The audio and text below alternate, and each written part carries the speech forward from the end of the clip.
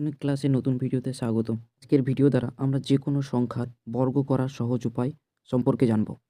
তো আমরা এমন কোনো পদ্ধতি শিখব না যার দ্বারা কোনো পার্টিকুলার নাম্বারকে বর্গ করা যাবে। যেমন যদি আমরা 25-এর বর্গ করি তাহলে আমরা কি করি যে 25-এর শেষে আছে 5, তাহলে এর 5-এর আমরা বর্গ করে দিই। অর্থাৎ 5 5 25 এবং প্রথমে আছে 2, এই 2-এর চেয়ে আমরা 1 বেশি লিখি তাহলে 3, আর এই দুটোকে গুণ করে 3 দুগুণে 6, তাহলে 25-এর বর্গ হয়ে যাবে 625। এই পদ্ধতি প্রযোজ্য যদি কোনো সংখ্যার শেষে 5 থাকে। তো আমরা এমন কোনো পদ্ধতি শিখব না। আমরা একটি বেসিক পদ্ধতি শিখব যার দ্বারা আমরা যে কোনো নাম্বারকে বর্গ করতে পারবো। তো চলো দেরি না করে ভিডিও স্টার্ট করা যাক। এই পদ্ধতির নাম হলো 10 বেস মেথড বা বেস মেথডের মাধ্যমে আমরা যে কোনো সংখ্যাকে বর্গ করা শিখব। যদি আমরা 10 বেস মেথডের দ্বারা 12-র বর্গ করি তাহলে 10-এর করতে 12 কত বেশি? 2 বেশি। তাহলে এই 2-এর স্কোয়ার করতে হবে, অর্থাৎ 2-এর স্কোয়ার কত হচ্ছে? 4। তাহলে 4 আর এবং এই দুটোকে আমরা যোগ করে দেবো। তাহলে 12 আর 2 যোগ করলে 14। তাহলে 12 স্কোয়ার হয়ে যাবে 144। একইভাবে যদি আমরা 17-র স্কোয়ার করি তাহলে 7, 10-এর করতে এটা 7 বেশি। তাহলে 7-এর স্কোয়ার কত? 7 7 49। যেহেতু 10-এ একটা শূন্য আছে তাই একটা ঘরের আমরা সংখ্যা লিখব। তাহলে 7 7 49-এর আমরা 9 নিব আর 4 থাকবে হাতে। এবং 17-র সাথে 7 আমরা যোগ করে দেবো। 17-এর সাথে 7 যদি যোগ করি তাহলে হয়ে যাবে 24। 24 আর এই যে হাতের 4-এ হয়ে যাবে 28। তাহলে 17-র স্কোয়ার হয়ে যাবে 289। একইভাবে যদি আমরা 9-এর বর্গ করি তাহলে 10-এর করতে 9 1 কম। তাহলে 1-এর স্কোয়ার মানে কত? 1 এবং এই দুটোকে আমরা বিয়োগ করে দেবো। তাহলে 9 থেকে যদি 1 বাদ দিয়ে দিই তাহলে হয়ে যাবে 8। অর্থাৎ 9 স্কোয়ার হয়ে যাবে 81।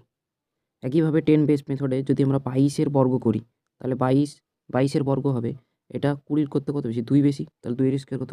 4 এবং এই দুটোকে আমরা যোগ করে দেবো। যদি যোগ করে দিই তাহলে হয়ে যাবে কত? 24। এবং যেহেতু এটা 10-এর দ্বিগুণ অর্থাৎ 10 20-র দ্বিগুণ, সেজন্য এটাকে আমরা 2 দিয়ে গুণ করে দেবো। তাহলে 24 দুগুণে 48। তাহলে এই যে 22-এর বর্গ হয়ে যাবে 484।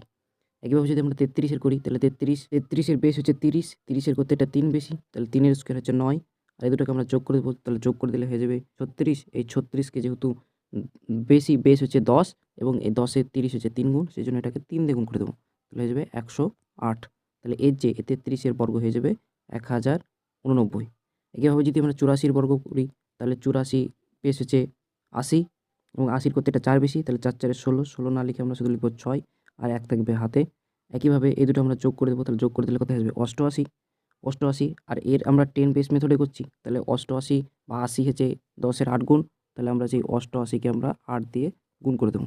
তাহলে যদি 88-কে যদি 8 দিয়ে গুণ করে দিই তাহলে আসবে 704। 704 আর হাতের 1-এ হয়ে যাবে 705। তাহলে এখানে হয়ে যাবে 705। তো এইভাবে 10 বেস মেথডে আমরা যে কোনো সংখ্যাকে বর্গ করতে পারি। এবার যদি বেসকে 10 না ধরে যদি আমরা 100 ধরি তাহলে কীভাবে বর্গ করব? তাহলে এই যে 103, 100-র কত বেশি? 3 বেশি। তাহলে এই 3-এর বর্গ করতে হবে। 3-এর বর্গ যদি করি কত হবে? 9। যেহেতু 100-তে দুটো শূন্য আছে তাহলে আমরা দুটো ঘর করে দুটো সংখ্যা একসঙ্গে নেব। তাহলে 109 না লিখে শুধু 09 লিখব। আর এই দুটো যদি আমরা যোগ করে দিই তাহলে কত হবে? 103 আর 3 যদি যোগ করে দিলে 106। তাহলে 103-এর বর্গ হয়ে যাবে 10,609। একইভাবে 108-এর যদি বর্গ করি তাহলে 100 করতে 8 বেশি।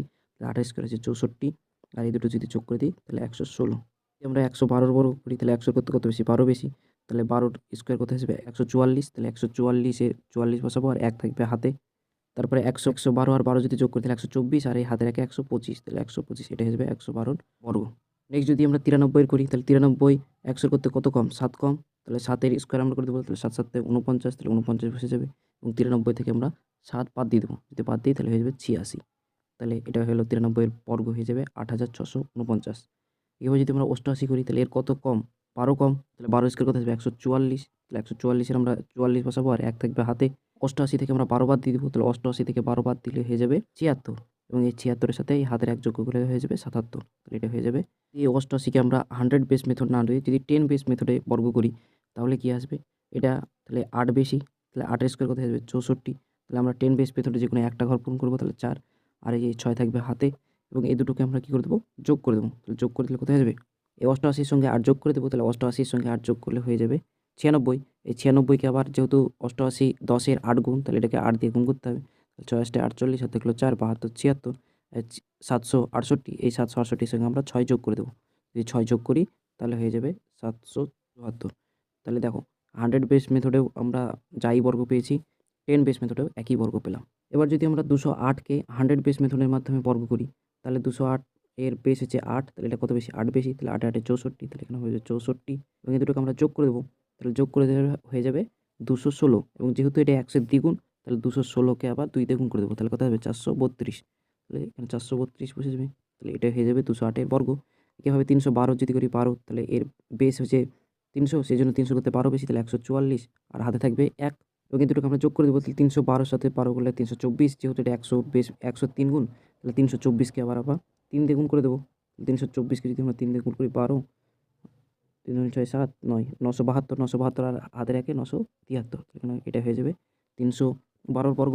420 যদি বর্গ করি তাহলে এটা 420 বেশি, তাহলে 20 স্কোয়ার করতে হবে 400, তাহলে আমরা দুটো ঘর পূর্ণ করবো, তাহলে দুটো শূন্য আর হাত থাকবে 4, তাহলে 420 সাথে 20 যোগ করলে 440, 440কে আবার 4 দিয়ে গুণ করতে হবে, তাহলে 440কে যদি 4 দিয়ে গুণ করি তাহলে হয়ে যাবে 1760, আর 1760-এর সঙ্গে আবার হাতের 4 যদি যোগ করি তাহলে 1764, তাহলে এটাই হয়ে যাবে 420 বর্গ। একইভাবে আমরা 1000 বেস মেথড বা 1000 বেস মেথডের মাধ্যমে আমরা যে কোনো সংখ্যার বর্গ করতে পারি। এটা যদি 1000 করতে কত বেশি 12 বেশি, তাহলে 12 স্কোয়ার হতো 144। তো এখানে আমরা যেহেতু 1000-এ 3টা শূন্য, তাই আমরা 3টে সংখ্যা বসিয়ে 144 এবং দুটো যোগ করে দেবো, তাহলে 112 আর 12 যোগ করলে কত আসবে 1024, তাহলে এটা আসবে 1024, তাহলে এটাই হয়ে যাবে 1012 বর্গ। একইভাবে যদি 512 বর্গ করি তাহলে এটা 500 করতে কত বেশি 12 বেশি, তাহলে 12 44 144 এবং এই দুটোকে আমরা যোগ করে দেবো, তাহলে 512 আর 12 যোগ করলে হবে 524, আর এটা যেহেতু হাজারের অর্ধেক, তাহলে এটাকে আমরা অর্ধেক করে দেবো, তাহলে কত হয়ে যাবে 262, তাহলে এখানে বসে যাবে 262। একইভাবে যদি আমরা 100 বেস মেথডের মাধ্যমে যদি 512 বর্গ করি তাহলে কত আসবে 12 বেশি, তাহলে 12 স্কোয়ার 144, যেহেতু আমরা 100 বেস মেথডে করছি সেই জন্য দুটো সংখ্যা লিখব 44 আর হাতে থাকবে 1। সেই মেথডকে আমরা যোগ করে দেবো, যোগ করে দিলে কত হবে 524, এই 524 100-এর কত গুণ 5 গুণ, তাহলে এটাকে 5 দিয়ে গুণ করতে হবে। এই 2610-এর সঙ্গে 1 যোগ করলে 2611, সরি এখানে 2 হবে, এখানেও 2 হবে, তাহলে দেখো 1000 বেস মেথডেও যা এসছে 100 বেস মেথডে তাও আসছে। তাহলে এইভাবে আমরা 10,000 বেস মেথড, তারপরে 1,00,000 বেস মেথডের মাধ্যমে যে কোনো সংখ্যার বর্গ করতে পারি। তো আজকের ভিডিও পর্যন্ত, দেখা হচ্ছে নতুন ভিডিওতে, ততক্ষণ পর্যন্ত টেক কেয়ার, বাই বাই।